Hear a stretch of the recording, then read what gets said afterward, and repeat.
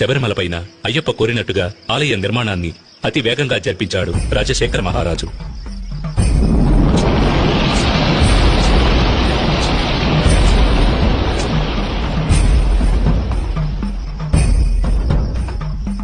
ఆ ఆలయంలో జీవిత తత్వాలను వివరించే విధంగా 18 మెట్లను కూడా ఏర్పరిచాడు.